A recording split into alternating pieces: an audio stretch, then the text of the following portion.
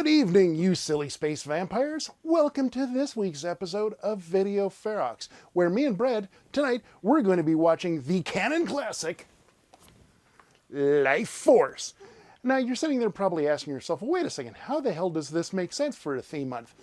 Quatermass, Doctor Who, another Doctor Who, and then Lifeforce? Well, why don't we let Tobe Hooper explain for himself? It was on such an epic scale and kind of Quatermass-like. And I thought, I'll go back to my roots and I'll make a 70mm Hammer film. There, you happy? Satisfied? All right, why don't we just roll the trailer and we will explain everything all about Lifeforce. They watched. They waited. Now their time has come. Out of the depths of space, the ultimate terror. Moving, searching, destroying. From body to body, from life to life, from man to woman, changing, growing, burning for our life force.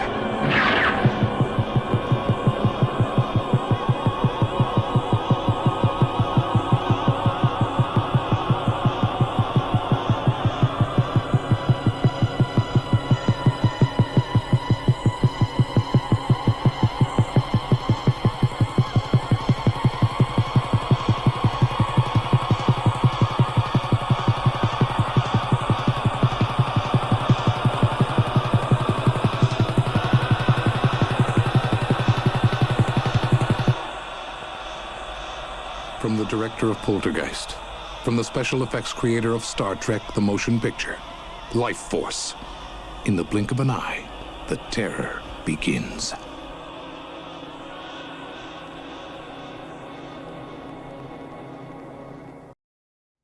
And there we go. That was the trailer to Lifeforce from Canon Films, the name that means quality. Quality? Absolutely. I will defend that to the death. That is the hill I will die on. Canon is awesome. I will agree. Canon has done an awful lot of fun and entertaining films, but there's a lot of bad movies that they've done. I have to be honest. We're not talking about those movies. We're talking about Lifeforce. Like, Brad, did you like Lifeforce? I did. Actually, kind of a guilty pleasure of mine. It definitely is up there with one of my favorite movies. Tobe Hooper's best movie, hands down, the most artistic, most meaningful movie, hands down, is The Texas Chainsaw Massacre. Full-heartedly agree. However, Lifeforce is his most fun movie. Oh my God. This thing is fucking insane and gorgeous and fun and bananas and bonkers and just a blast. I like Texas Chainsaw Massacre an awful lot myself, and I think that the artistic quality that went into it is superior than this one. But this one is, okay, there's a few technical glitches here and there, but it's a gorgeous movie most of the time. And, okay, I'll admit there's some little errors in the plot and premise and whatnot, but... Little errors, little fucking errors that... This is a completely nonsensical story. There's like people dropping in and out. There's all of a sudden we've got nudity. We've got space vampires. We've got London going in crazy.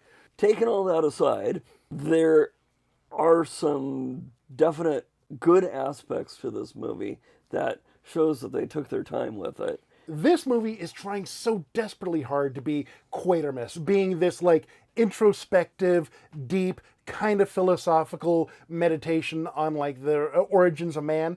It tries to do that, and it blows that goal completely.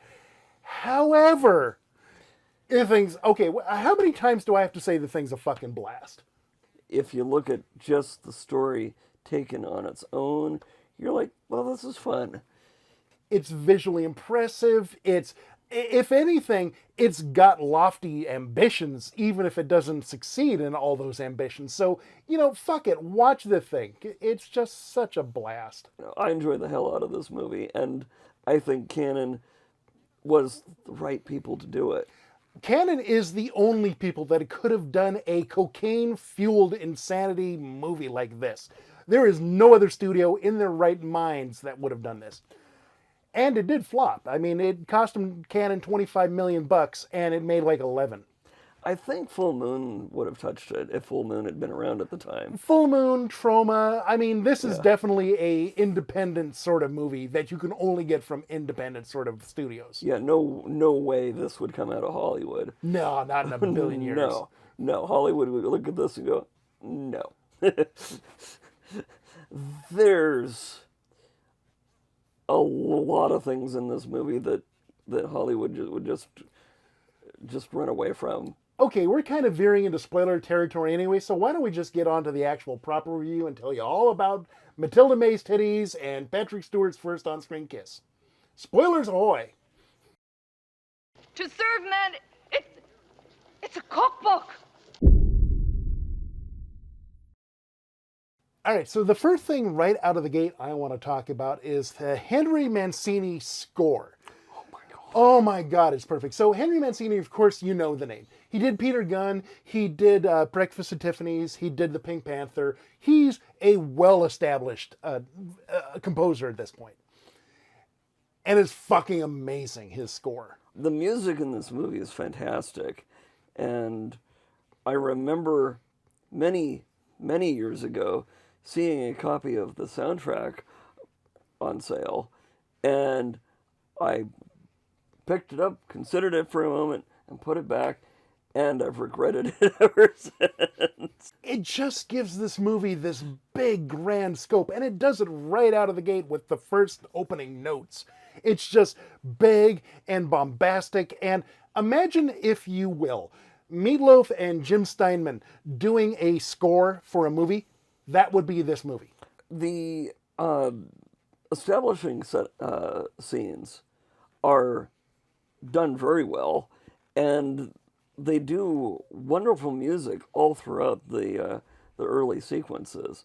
And Mancini did it. He pulled it off really well. So the story is, and I'm going to do my best to sum up the story because the story is fucking bananas.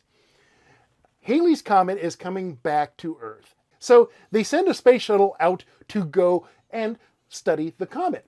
But as they get out there, they find a 2-mile-long, 150-foot-tall spaceship hiding in the tail. And they're all like, oh, well, we probably ought to go check that out. They go over there. They find these weird desiccated bat people things. And there's one room that they find in the middle of the spaceship that's full of these hollow crystals. And most of them are unoccupied, but there's 3 in the middle of the whole formation that are occupied. And there's 2 men and a woman, all naked. The opening scene, this was like Dykstra doing the special effects for this, so it's fucking amazing. I mean, the set they have where they have the astronauts flying through on like the wire gimbals that they use from Superman look great.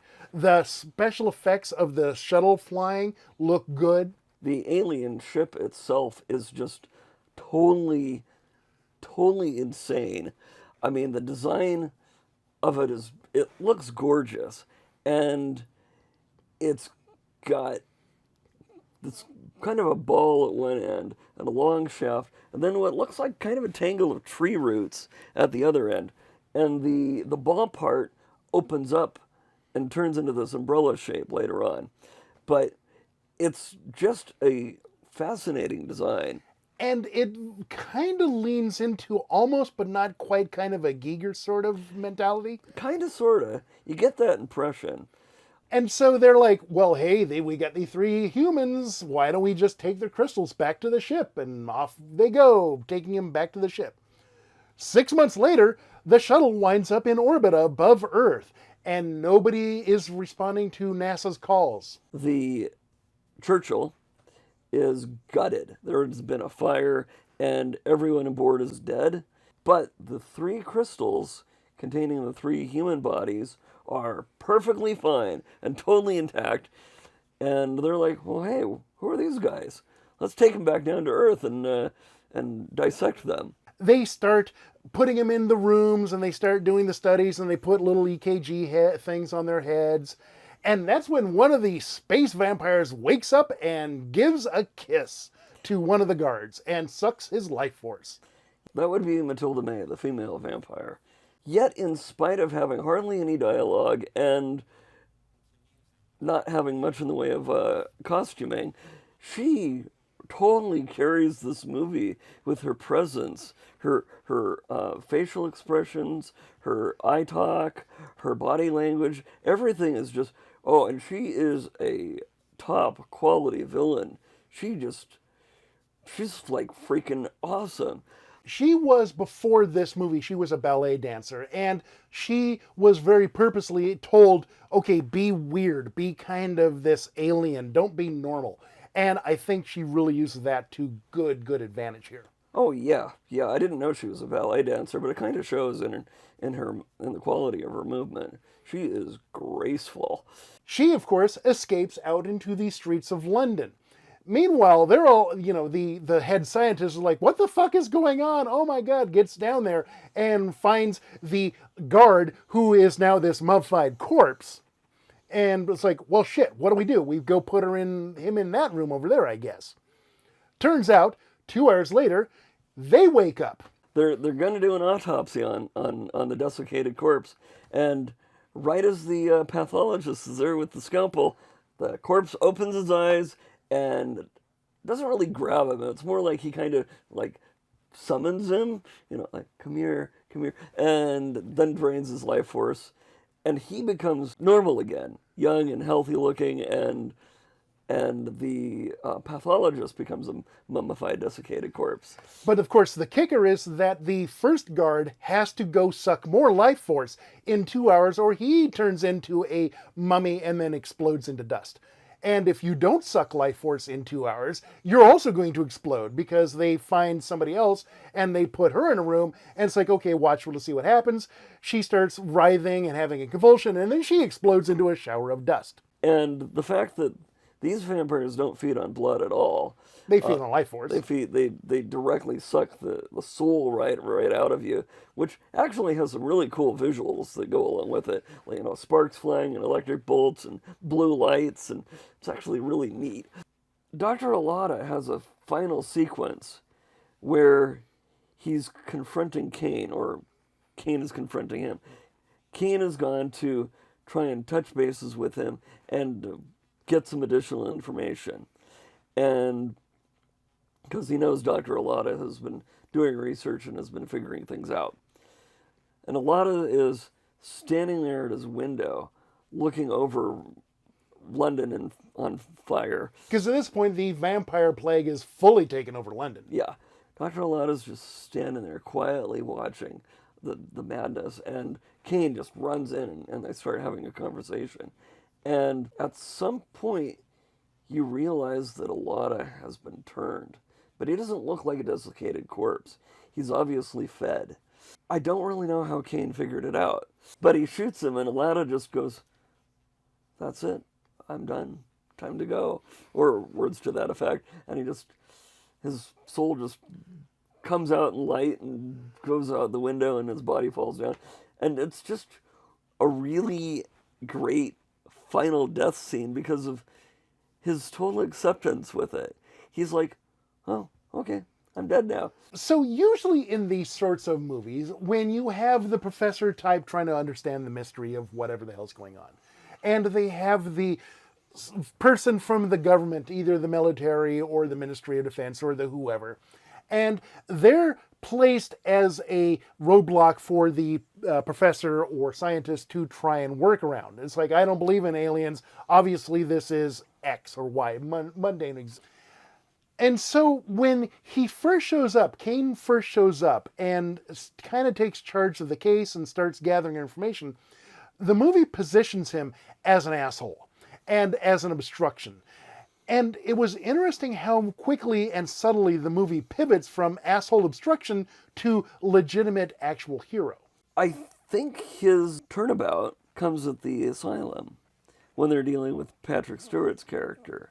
I think that's the moment where he shifts from being an obstructionist antagonist to being a hero. I would even put it probably a little further, where when Railsback first gets back to Earth and he's telling him, okay, this is what's going on and this is what's happened and all, and I know you're not going to believe me. And they're like, yeah, we're not going to believe you. And the way he said it was so convincing. It's like, okay, we actually might have something going on here. He kind of comes off like Van Helsing, only like if Van Helsing was just starting out, just discovering what vampires were. Speaking of the Prime Minister, there's a scene involving the Prime Minister later on. Oh yeah, they get back to the underground bunker and they're like, dude, okay, we know how to stop this. And there's a whole bunch of crazy shit going on. And it's like, and the secretary comes in, it's like, Prime Minister, I need to talk to you for a second. Life force sucking. And then the Prime Minister comes back and is like, I believe you, gentlemen. Of course you do. Would you like to step into my office and we can discuss it in private? And they're like, no. Yeah, that's a great scene, too. Oh, yeah. I love that scene. Well, the transformation that the secretary does to the guy, you don't actually see the special effects. It's all in silhouette. So here's Railsback and they're talking and they're in the foreground and you just see them in silhouette in the background in the shadows doing the life force sucking. And it's like, okay, that was kind of cool. Yeah. Tobe Hooper, in fact, is a good director, even if he is cocaine fueled. One thing that was cool was the way they handled the flashbacks with Carlson. And they could have directed the story where this would have been done sequentially after the first encounter with the alien spaceship and taking the 3 crystals on board. But if they had done that, then you would have lost the locked room mystery of the where the hell is everybody on the spaceship? What the hell's going on here? Which drives the first, 20 minutes of the movie. Also, in some alien invasion movies, they give too much early on about the motives of the aliens. Here, there's none of that. You are totally baffled as to what their motive is until the third act. Third act until the very end of the movie. You don't ever find out what the hell. Again, time number 5. You never explain anything in this fucking thing. I kind of gather that part of their purpose is to suck London dry.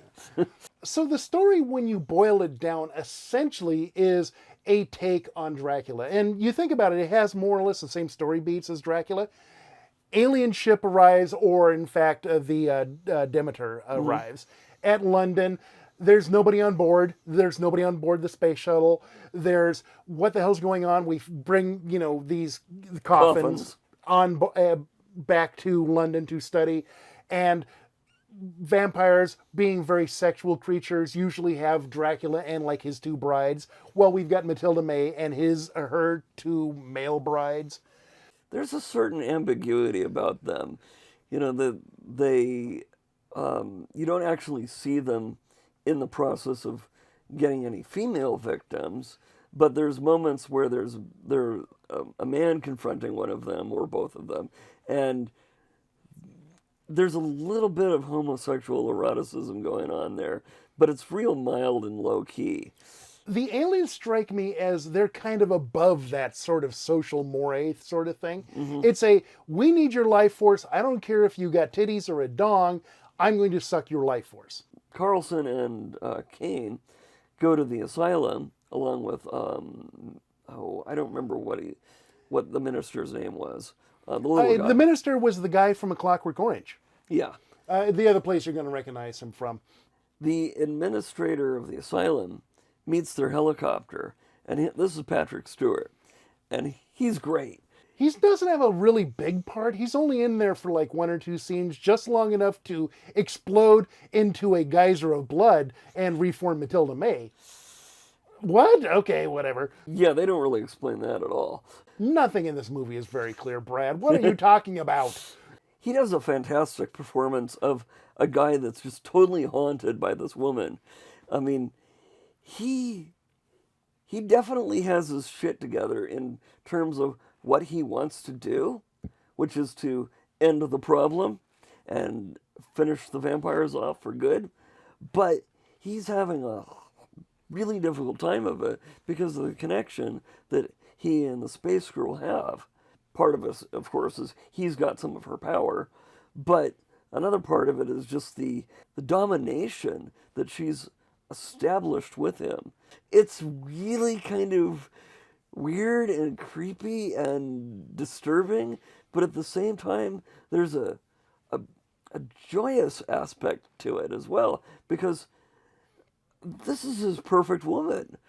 And so this is our transition to the third act, where London has gone fucking mental. The vampires have taken hold, there's chaos everywhere, and okay, when I said this movie is trying to be Quartermass, in fact, it is trying to be all three Quartermass movies in one go.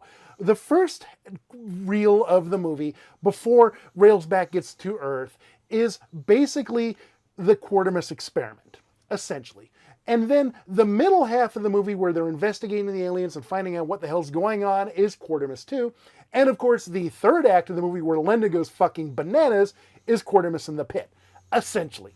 So you've got swarms of people running around attacking victims and draining them, and some of the people are all withered and zombie-like, and other people are fresh and vital because they've had a recent feeding, and yet they're still running around and draining other victims. And then there's regular humans that are running around like mad trying to get away. There's explosions, there's fires, there's car crashes, there's zombie attacks, there's vampire attacks. Not to mention the fact that the surviving male vampire, the one that Dr. Alada didn't kill, is collecting all the energy of the souls that are being released, and then transferring it over to the space girl, and she's sending it up in this big beam of light up to the ship. Because the spaceship at this point has taken over this geosynchronous orbit over London and is just sucking up the souls and eating London, essentially. Yeah. It's basically, the ship is an eldritch abomination, a old one, wandering the universe and just eating planets. This guy, the guy they had playing him, he also had a great stage presence. And, I mean, just the voice that they gave him and the look in his eyes when he's staring Kane down is just like, I am the mouse and you are the cobra, you know. And the thing is, the prosthetics for the monsters and like the desiccated corpses early on, when things weren't blowing up and being insane, all the puppetry in this movie looks great. The final bat creature that you see the male vampire turn into at the end is a wonderful prop, and I just thought it was fantastically done. One minor error, though, is there's a few moments where you can see the fishing line holding up the outstretched wings when the lighting shifts. And that's, oh well. There's a couple of spots where the special effects aren't quite special. There's like this one match shot that I remember specifically with the space shuttle in orbit of the planet, or maybe it was the alien ship, I don't remember which one. But it definitely looked very animated-like. And you're like, oh, that doesn't quite work. But it's a really brief shot, so I'll let it slide. And a couple of the shots of London burning, you can tell it's miniature work. I mean, it's decent miniature work, but they still, you know, it has that look that you can go, oh right. I love the lighting effects with the very soul energy. Oh yeah, that blue kind of geyser of light that every movie seems to have these days now. But I mean, this is '85, so we didn't really see that before then. Yeah, and it's got little shimmers of brighter light mixed in with it, and it's really fantastically done. Also, the big shaft of light coming out of the roof of the cathedral, that was cool. Carlson finally works his way to the center of London, and of course, Mathilda May has set up shop in the St. Paul's Cathedral, the famous London church, and he goes to her, he confronts her, and he's getting mesmerized, and she's got him in a thrall again. And that's when Kane shows up and does the saving grace Hail Mary play of the fight it, I know you're in there, or something like that, basically. There's two levels, and Mathilda May and Carlson are down on the bottom level, and there's a hole in the ceiling where the big shaft of light is going up through. And Kane has come in on the upper level and is looking down through the hole. And he's got the sword, and he's trying to get Carlson's attention. And Carlson finally sees him and reaches up. And Kane drops the sword, and Carlson grabs it. And then rams it through her back and out her front and into himself so that it comes out his back and basically does a double kill. And then it turns from blue light to red light, and there's like some sort of kind of pseudo explosion, and they fly up to the spaceship, both of them, and the spaceship flies away back to Halley's Comet. And I'm like, what? What? I don't understand. My brain hurty. It looks gorgeous, but I don't really understand Why did he go with her? Why did they go back to the spaceship? Why did they just, I don't know. Why didn't they die? It's a great sequence. It's gorgeous, but they don't understand. They don't explain it, and they don't explain why it goes back to Halley's Comet. Yet again, for the, we're up to fourth time now? Nothing in this fucking movie makes sense. Why are you trying to make sense of this movie? The ship's full of soul juice. It should be like, oh, hey, I'm refueled. Time to go someplace else. And maybe that's why Halley's Comet comes around every 75 years, so that it needs more soul juice. Who knows? I don't know.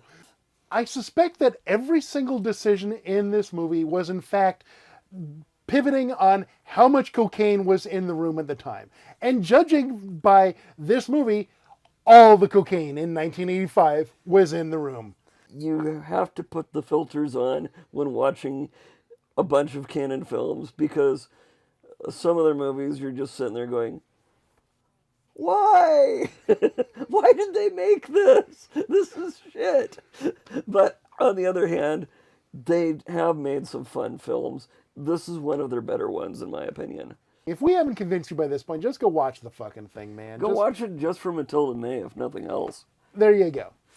All right, we'll catch you next week, man.